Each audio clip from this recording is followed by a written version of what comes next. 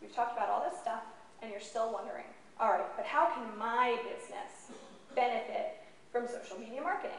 I don't operate it online, I have a very, very local business, yada, yada, yada. Well, guess what? You can. It's because of a little something named Google. How do you find a business or product when you need it? What do you do? Yeah. Do you get the Yellow Pages app? Nah, I don't think so. Chances are you're gonna log on your computer, type in Google, it's not already your homepage, and type in your keywords to try to find a business like yours. So, the reason why every business can benefit from social media marketing and brand building via the social web is a little something called search engine results. It's about entry points. It's something that I refer to as the compounding effect of blogging, but truth be told, it's the compounding effect of any form of social media participation. And so think of it this way. You start a blog for your business. Well, back up. You have a website. You have 10 pages on your website. Great. They're lovely. You hired someone to write the copy. They look great. And that's all there is, 10 pages. Google indexes them. You've got 10 entry points. All right. It's not going to get the job done. So you start a blog. You write one blog post every day for a year. Suddenly now, you have 365 more entry points for Google to find. Now you've got 365 days in the year, plus 10 website pages, 375 ways for people to find your blog. Okay, that's good. That's all right, I'll deal with that. But guess what? There's more. Now, your content is great. It's amazing. It's share-worthy. You've met people across the social web because you went out looking for them and started conversations. You started bringing them back to your branded online destination. You tweeted a couple of your blog posts here or there to your audience that you've been building. Some of them like what you have to say. They share it with their audiences. Now you've got all these incoming links. You've got your content being shared to more and more audiences. Now how many incoming links? Now how many ways are there for Google to find you? Tons.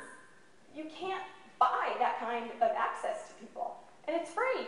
You didn't spend a dime. All you did was write a really good blog post every day and spend time reaching out to people, showing them what you know, building relationships with them on the social web. Now, if you spend time actually SEOing, learning a little bit of search engine optimization techniques and writing your post to help that a little bit, now you've got even more chances of getting really good results for your keyword searches on Google. This is fantastic. It's amazing to me that not every small business owner is doing it. How could you not? Suddenly, 10 entry points or 1,000? Which one would you rather have? So that's how I look at it. So the more time that you spend creating great content and getting people to come over to your branded destination, the better. Every day is an opportunity. Start a blog, get on Twitter, answer questions on LinkedIn. The CEO of Zappos recently left, but his blog was an amazing example of what you can do in terms of offering thought leadership. I'm not going to go through all these, but there's so many things that you can do on the social web to find something that you enjoy and pursue. Most important, make sure you test, make sure that you have more quality than quantity, and recruit people to help you, recruit your employees. When it comes to employee participation, let them take control within some guidelines. Let them be flexible. Make sure they understand that you don't expect them to write any corporate rhetoric. You want them to use their own voices. And then spend time building a band of brand advocates across the social web. Network with your core audience. Find the influencers on the social web related to your business. Get on their radar screen. Start leaving comments on their blogs. Reach out, send them an email, connect with them on Facebook.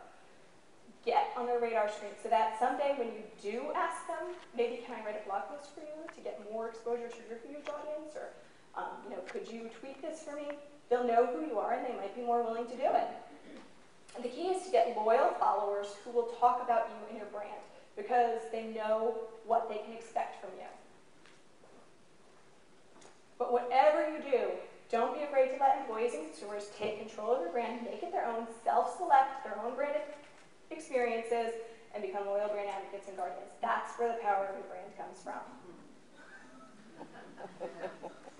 All right, so so you're thinking, what if they say something bad about me? What do I do? Well, don't worry. There are 3 things you can do. Flight, which is just ignore it. It'll go away. Consider the source. It'll get buried. Don't worry about it. Keep putting out your own amazing content. Flood, number 3. Flood the internet with your own amazing content. Bury those negative results in a Google search. Or fight it. You can join the conversation and try to set the record straight. All 3 options can work in different situations. It's just a matter of how you want to deal with it. It primarily depends on the source. Dell is a good example of someone who made a big mistake. In 2007, an employee sent to consumers, one of the biggest blogs, a letter about the 22 confessions of a Dell kiosk employee, which told all these ways that you could get around Dell salespeople and get a big discount. Consumers publishes it. Dell doesn't like it. Dell sends a letter to Consumerist, take it down. Consumerist publishes the letter from Dell. Dell does not like that.